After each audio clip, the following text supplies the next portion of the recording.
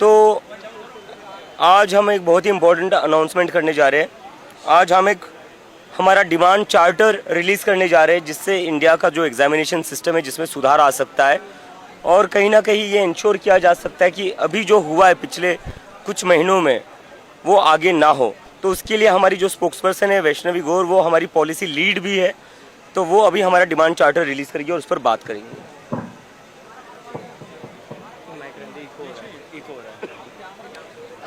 सबसे पहले thank you आप लोगों का आने के लिए। पिछले एक महीने से हम नीट के बारे में बात कर रहे हैं। माइक कहाँ गया? अभी था ना यहाँ पे।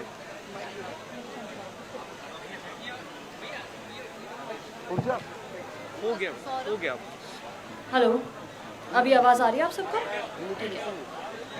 जी, तो जैसे हम बात कर रहे थे कि पिछले एक महीने से हम बात कर रहे हैं बहुत सारे एग्ज़ाम्स, स्पेशली नीट जो लीक हुआ, उसके बाद बाकी भी एग्ज़ाम्स में धांधलियाँ हुई हैं, कॉम्प्रोमाइज़ हुए हैं। पिछले 10 सालों में कम से कम 90 एग्ज़ाम लीक हो चुके हैं और ये सिर्फ वो नंबर है जो हमें पता है। इसके अलावा छोटे स्तर पे स्टेट्स में जो एग्ज़ाम होते हैं, जो लीक होते हैं, उनका हमारे पास ना तो पता है, ना कितने कैंडिडेट्स अफेक्टेड हैं वो हमें पता है। उससे भी ज़्यादा दुखद बात ये है कि इन एग्ज़ाम फ्रॉड्स में कोई कन्विक्शन नहीं आती है। 2015 से लेके आज तक सिर्फ एक कन्विक्शन आई है और 2024 में जब नीट लीक हुआ था, जब हमारी भारत सरकार दोबारा से एक public examination prevention of unfair means act लाई थी, 2 साल हो चुके हैं लेकिन उसमें भी एक भी सिंगल कन्विक्शन नहीं आया है। तो पब्लिक एग्जामिनेशन जो ये सिस्टम है, ये एक पेपर नहीं, नीट नहीं, सिर्फ यूजीसी नेट नहीं, ये पूरे के पूरे सिस्टम में धांधली करप्शन हो चुका है। उसके लिए हम ये 5 डिमांड्स लाए हैं जो सिर्फ और सिर्फ इस एग्जामिनेशन सिस्टम को करेक्ट करने में फोकस करेगी। हमारी पहली डिमांड यही है कि जो 2024 वाला एक्ट था, जो नीट के बाद लीक के बाद आया था, जिसमें सिर्फ और सिर्फ क्रिमिनलाइज किया गया है, उसको रिपील करके एक नया एक्ट लाया जाए जो पब्लिक एग्जामिनेशन एक्ट पे फोकस करे। उसमें 3 चीज़ें हमें चाहिए। पहली ट्रांसपेरेंसी, अकाउंटेबिलिटी और तीसरी स्टूडेंट राइट्स।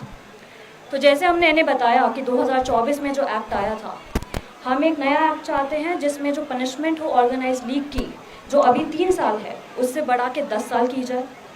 अभी जो हमारा एक्ट है वो सिर्फ और सिर्फ प्राइवेट एंटिटीज़ को क्रिमिनलाइज करता है। हम चाहते हैं कि गवर्नमेंट सर्वेंट्स, पब्लिक ऑफिशियल्स जिनकी नेग्लिजेंस की वजह से वो इम्प्लिकेटेड हैं इन लीक्स में, उनको भी एक डेरेलिक्ट ऑफेंस इसमें आया जाए। दूसरा और सबसे इम्पॉर्टेंट, अकाउंटेबिलिटी। जैसे धर्मेंद्र प्रधान जी ने अभी तक हमें बिल्कुल भी नहीं सुना है। हम चाहते हैं इस एग्जामिनेशन एक्ट में ये लिखा जाए कि एक मिनिस्टर जिसके डिपार्टमेंट के अंदर पेपर लीक होता है, उसे 14 दिन के अंदर, अगर पार्लियामेंट सेशन में है तो एक स्टेटमेंट देना पड़ेगा जिसमें वो बताएंगे कि पेपर क्यों लीक हुआ, उसके क्या करेक्टिव मेजर्स दिए गए।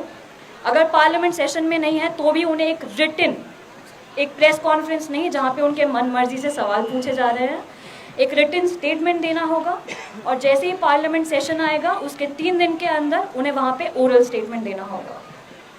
साथ ही जैसे ही पेपर लीक होता है, एक ऑटोमेटिक इंक्वायरी ट्रिगर होनी चाहिए जो कि एक 5 मेंबर कमीशन, जैसे एक रिटायर्ड सुप्रीम कोर्ट जज लीड करे। और सिर्फ इंक्वायरी नहीं, उसमें डिफाइंड टाइमलाइंस चाहिए हमें कि 30 दिन के अंदर ये कमेटी हमें बताए कि कौन रिस्पॉन्सिबल है, वेंडर है, पब्लिक ऑफिशियल्स हैं, तो उनका नेम, उनका ग्रेड 30 दिन के अंदर हो और उसके 30 दिन के अंदर इन सब पे डिसिप्लिनरी एक्शन भी होना चाहिए।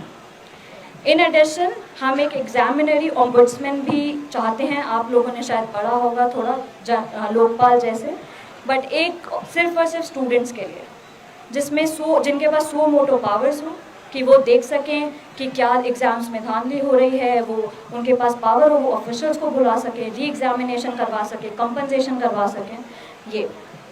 और एक हम चाहते हैं कि नेशनल वेंडर अथॉरिटी बने जो उन्हें ऑडिट करे। आपने अभी CBSE का फियस्को देखा है, उन्होंने एक ऐसी ही एजेंसी को टेंडर दिया हुआ था जिन्होंने तेलंगाना में भी एग्ज़ाम फेलियर 2019 में किया था। तो अभी जिस एजेंसी का मन करता है, जहाँ करता है, उस प्राइवेट एंटिटी को दे देते हैं। हम चाहते हैं कि एक नेशनल लेवल पे अथॉरिटी हो जो भी कंपनी पब्लिक एग्जामिनेशन की सप्लाई चेन में आना चाहती है, अपना बिजनेस एंटर करना चाहती है, उसको इसमें रजिस्टर होना पड़ेगा, ऑडिट करवानी पड़ेगी कि ठीक है भाई हम ये एग्ज़ाम करवा सकते हैं, हम केपेबल हैं। और दूसरा, एक ब्लैक लिस्ट मेंटेन करनी पड़ेगी। ये नहीं कि आपने स्टेट में एक एग्ज़ाम लीक करवा दिया और वही वेंडर आप नेशनल लेवल पर दोबारा इंगेज कर रहे हैं। ना तो वो वेंडर, ना उसकी सब्सिडरी, ना एक ऐसी कंपनी जिसमें वो वेंडर का मेजॉरिटी शेयर होल्डरशिप है, ये अब नहीं चलेगा। इसके साथ साथ अभी जितनी भी एग्जामिनेशन बॉडीज़ हैं जो नेशनल लेवल पे हमारा एग्ज़ाम करवा रही हैं, उनमें कोई ट्रांसपेरेंसी नहीं है। क्या उनकी फाइनेंशियल ऑडिट, हम चाहते हैं कि एनुअली उनकी फाइनेंशियल ऑडिट हो बाय सीएजी, एक परफॉर्मेंस ऑडिट हो, वो जिन जिन वेंडर्स को जिस टेंडर पे जितने अमाउंट में देते हैं, एनटीए की तरह नहीं कि सब पर्दे के पीछे है, नहीं, सब पब्लिकली डिस्क्लोज होना चाहिए। इसके साथ साथ स्टेट लेवल पे हमें पता है कि majority of the exams state level पे लीक होते हैं और वो इतने छोटी चीज़ें होती हैं कि वो नेशनल न्यूज़ में आ भी नहीं पाती। तो इस एक्ट में एक मॉडल फ्रेमवर्क हो जो स्टेट्स भी अडॉप्ट कर सकें, ये हमारी पहली डिमांड है और ये थोड़ा बहुत बड़ा वास्ट एक्ट है। दूसरी डिमांड हमारी पब्लिक एग्जामिनेशन बॉडीज़ को लेके है, स्पेशली एनटीए और एसएससी। एनटीए एक साल में 1 करोड़ से ज़्यादा बच्चों का एग्ज़ाम करवाती है और एसएससी 3 करोड़ से ज़्यादा, और ये दोनों के दोनों हमारे संसद के लिए जवाबदेह नहीं है। एक स्टैट्यूटरी बॉडी का नाम होता है जो एक पार्लियामेंट के एक्ट के थ्रू बनी होती है, जो कैंडिडेट्स वो एग्ज़ाम करवाते हैं उसका। लेकिन हम ये चाहते हैं, इसलिए पहला, एनटीए डिज़ोल्व हो। एनटीए करप्शन का हब बन चुका है, आधे से ज़्यादा स्टाफ वहाँ पे कॉन्ट्रैक्चुअल है, किसी को नहीं पता कौन कितना पैसा खा रहा है।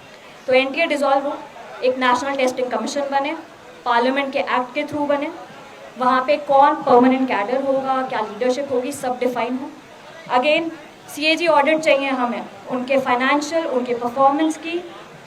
और हम सरकार से ये भी रिक्वेस्ट करते हैं, स्पेशली नीट के लिए, कि एक स्टेट्स को ऑप्ट आउट देना चाहिए। जब से हम यहाँ पर बैठे हैं हमने ये देखा है कि जो हमारे साउथ इंडियन स्टेट्स हैं, वहाँ से जो कैंडिडेट्स आते हैं उन्हें बहुत दिक्कत होती है नीट में। तो अगर एक स्टेट ऑप्ट आउट करना चाहता है अपने स्टेट कोटा की सीट्स के लिए तो उन्हें अलाउ करना चाहिए। और एक एग्जामिनेशन सिलेबस में स्टेट की रिप्रेजेंटेशन बहुत ज़रूरी है, ताकि Bihar board, UP board, Tamil Nadu board, Telangana board, सब बोर्ड के बच्चे, सब स्टेट्स के बच्चे एक सेम लेवल, एक सेम फुटिंग पे एग्ज़ाम दे पाए। एसएससी में भी हम सेम फ्रेमवर्क चाहते हैं, जवाबदेही चाहते हैं, ऑडिट चाहते हैं। पार्लियामेंट के सामने हर साल इन लोगों को रिपोर्ट रखनी पड़ेगी कि जी हमने इतने एग्ज़ाम करवाए। एसएससी में सबसे बड़ी कमी जो है, एनुअल एग्जामिनेशन कैलेंडर नहीं होता है, कभी 18 महीने एग्ज़ाम रिक्रूटमेंट चल रहा है, कभी 2 साल, कभी 3 साल, वो नहीं होना चाहिए। एसएससी को एक एनुअल एग्जामिनेशन कैलेंडर निकालना पड़ेगा, ये एक्ट में होना चाहिए। पूरे 1 साल के अंदर नोटिफिकेशन से लेकर रिक्रूटमेंट तक का पूरा साइकिल कंप्लीट करना पड़ेगा एसएससी को। और हम ये भी चाहते हैं कि सरकार की हर मिनिस्ट्री, हर डिपार्टमेंट एक नोटिफिकेशन सालाना निकाले जिसमें वो ये बताएं कि हमारे डिपार्टमेंट में इतनी वैकेंसी है। अभी लाखों की वैकेंसी है लेकिन जो रिक्रूटमेंट निकलती है वो बहुत कम निकलती है, तो ये बंद होना चाहिए। तीसरा एक बहुत इम्पॉर्टेंट चीज़ है जो हम एक पहले ही एक्ट में इंक्लूड करना चाहते हैं, वो है स्टूडेंट्स राइट्स, जिसके बारे में हम बात कर रहे हैं। अभी हमारे जो स्टूडेंट्स हैं उनको एहसान मिलता है, पेपर हो गया लीक तो 2 हफ्ते बाद आपको रिफंड आएगा, नहीं आएगा, क्या करेक्शन मेजर होगा नहीं पता।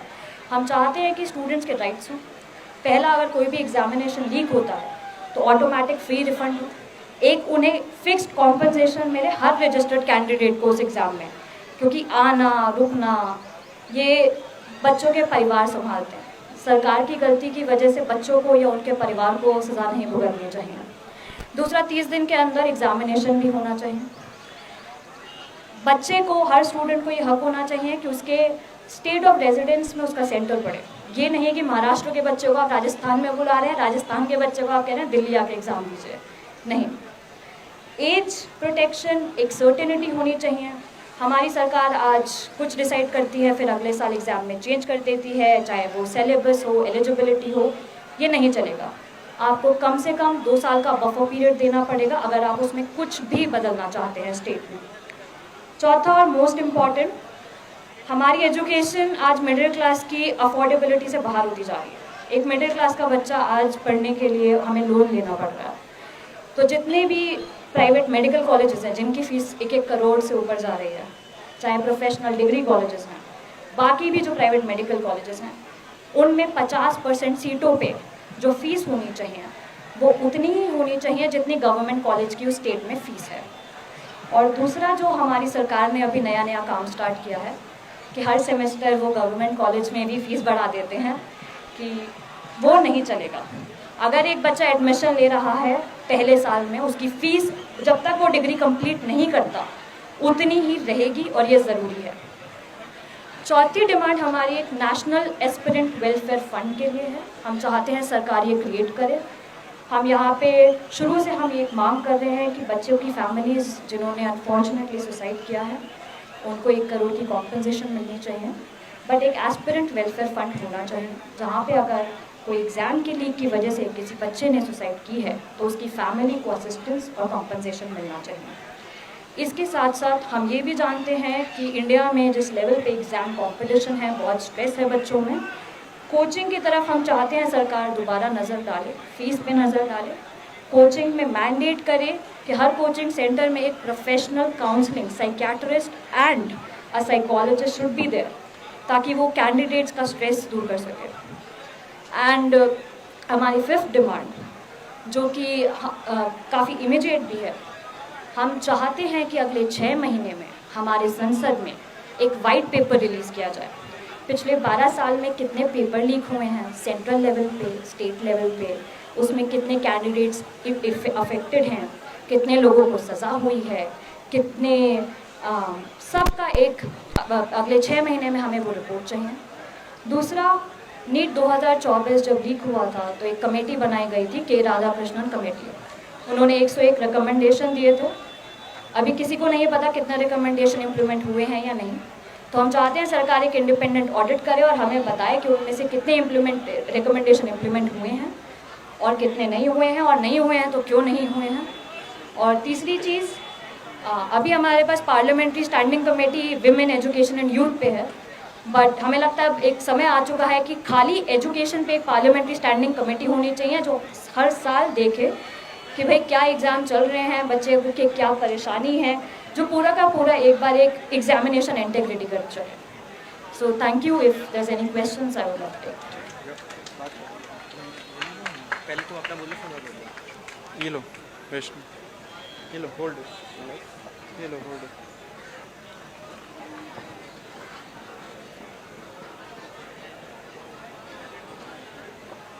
सब दोस्तों को पता है कि जब ये कॉकरोच मूवमेंट शुरू हुआ था तब हम लोगों ने जो फर्स्ट प्रेस कॉन्फ्रेंस की थी कॉन्स्टिट्यूशन क्लब ऑफ इंडिया में 3 जून को था, एंड उसमें हमने क्लियर कर दिया था कि this protest is an open call. यहाँ पे सारे पार्टीज़ को हम लोग इनविटेशन हम लोगों ने दिया था कि people from BJP, people from Congress, people from all political parties and ideologies, उनका वेलकम है। झंडा, लोगो, बैनर के बगैर आए स्टेज पे, अपनी बात रखे, युवाओं के जो मुद्दे हैं उनको उठाए एंड सॉलिडारिटी में हम लोग के साथ खड़े रहे। एंड इसी स्पिरिट में हमने 9 जुलाई और 10 जुलाई को हम लोगों ने बहुत सारे पार्टीज़ के लीडर्स को एक चिट्ठी लिखी। पर्सनली हम लोगों ने उनको चिट्ठी लिखी एंड उस पर हम लोगों ने 2 मांग की। एक तो हमने इनविटेशन दिया कि आप जंतर मंतर आइए। 25 से ज़्यादा दिन हो गए ये पीसफुल सिट इन का।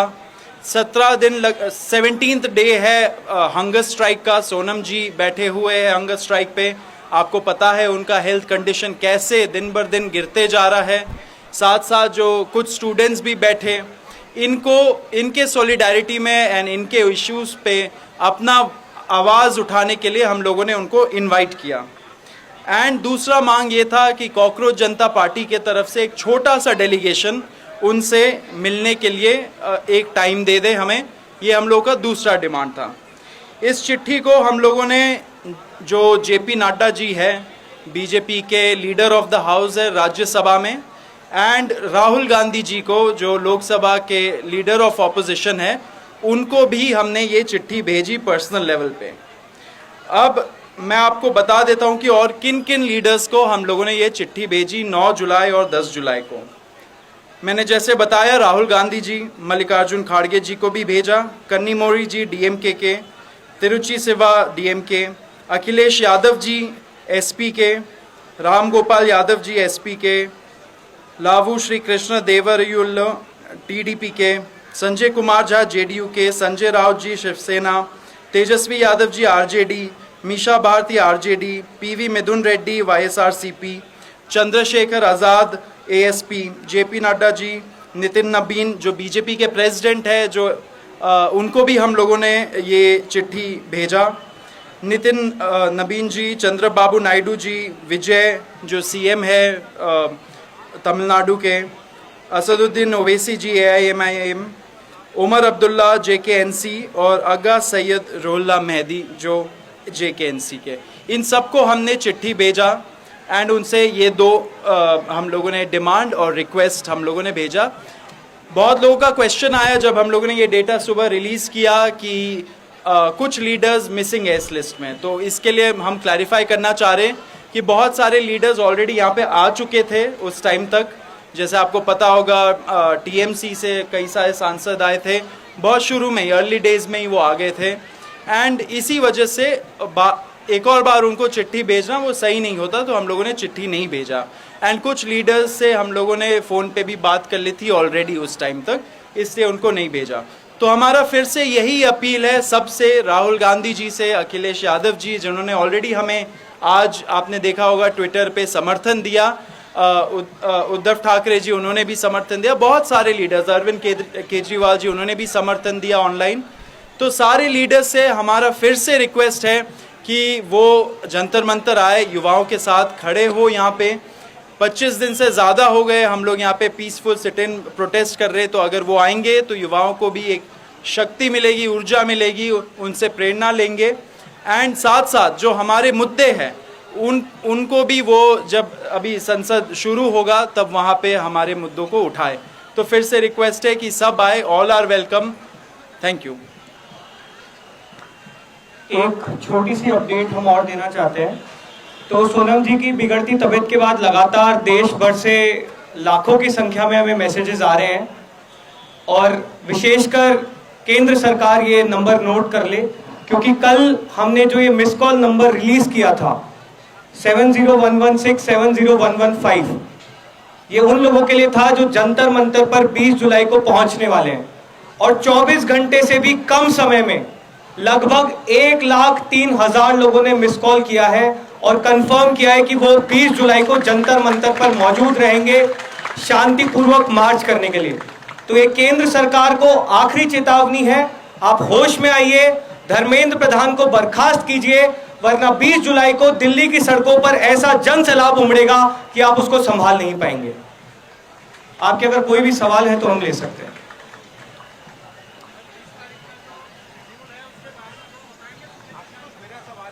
एक एक करके ले लो।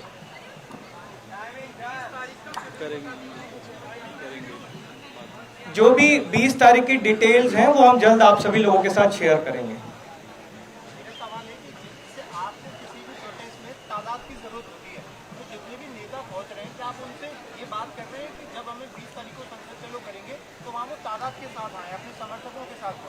ना सिर्फ नेता बल्कि तमाम जो किसान संगठन है, जैसे आज चडूनी साहब भी यहाँ पर मौजूद थे, सामाजिक संगठन है, किसान संगठन है, सबसे हमने ये आह्वान किया है कि वो लोग आए, अपने साथियों को लेकर आए और देश के नागरिक के तौर पर जंतर मंतर पहुंचे, ज़्यादा से ज़्यादा संख्या में सभी लोग पहुंचे। और हम देश के युवाओं से अपील करते हैं कि 20 जुलाई को आप लोग दिल्ली पहुंचिए, हमारा साथ दीजिए, क्योंकि ये कई मायनों में एक निर्णायक लड़ाई होगी।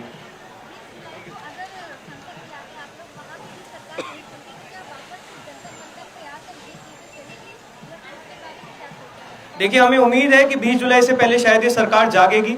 अगर लाखों की संख्या में लोग बोल रहे हैं कि वो संसद की ओर मार्च करना चाहते हैं शांतिपूर्वक, तो हमें उम्मीद है कि सरकार में देश के लोकतंत्र के प्रति अभी भी थोड़ी इज्जत बाकी है, देश के युवाओं के प्रति अभी भी थोड़ी जवाबदेही बाकी है। तो हम अभी भी यही उम्मीद कर रहे हैं कि 20 जुलाई तक शायद बात पहुंचेगी नहीं।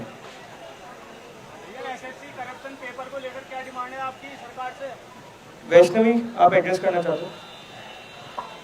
क्या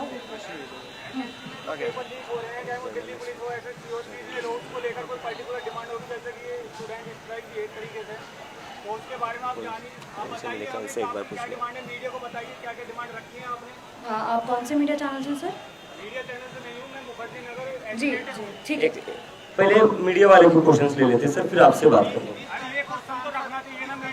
इतना लंबा हुआ। Saurabh, you want to answer that? फिर से रिपीट करिए। हो चुका है, दूसरी डिमांड कर चुके। देखिए, ये जैसे आशुतोष ने भी बताया, ये ओपन कॉल है, जिनको जुड़ना है वो जुड़िए। ये जरूर याद रखिए कि युवाओं के जो मुद्दे हैं वो फोकस में है, एंड साथ साथ ये एक पीसफुल मार्च का हम लोगों ने ऐलान किया है। तो पीसफुल तरीके से कोई भी आ सकता है, किसान यूनियंस भी आएंगे, बहुत सारे दूसरे संगठन आएंगे। आपने देखा होगा आज सिविल सोसाइटी ग्रुप से इतने सारे डिफरेंट ऑर्गेनाइजेशंस के मेंबर्स आए एंड उन्होंने अपील की कि सोनम वांगचुक जी अपना फास्ट तोड़े। तो उन लोगों ने भी हमें आश्वासन दिया है कि 20 तारीख को वो लोग भी जुड़ेंगे। तो इट्स एन ओपन कॉल, लेकिन पीसफुल कॉल है, तो सब आएंगे।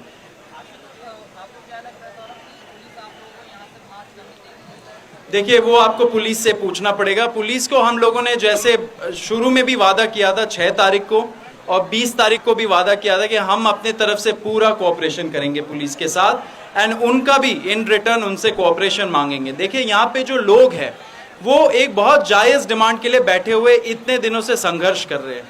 तो आगे भी अगर हम लोग बोल रहे हैं कि अगर यहाँ से आवाज़ नहीं जा रही है तो थोड़ा और पास जाके हम लोग आवाज़ सुनाना चाह रहे हैं अपना, तो उसमें किसी को प्रॉब्लम नहीं होनी चाहिए। जो भी हमें पुलिस के साथ कोऑपरेट करनी है वो हम लोग करेंगे। कॉन्स्टिट्यूशन के 4 कॉर्नर्स में कॉन्स्टिट्यूशन हमें right to protest peacefully, right to assemble peacefully, उसका राइट गारंटी करती है। तो उसी के दायरे में हम लोग सारा चीज़ करेंगे, एंड आशा है सब लोग कोऑपरेट करेंगे।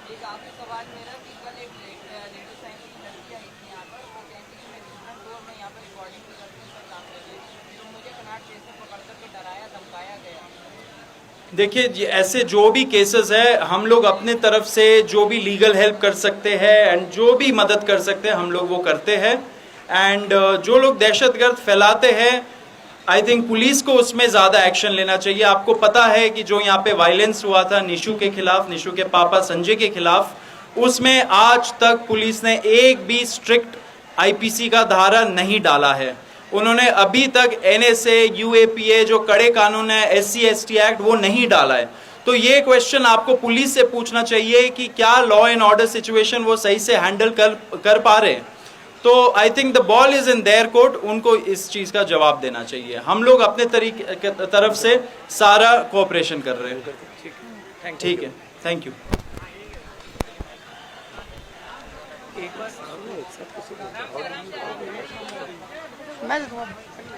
सुनो, ये किसका है? कह रहे हैं कि ये किसका है? ये किसका है?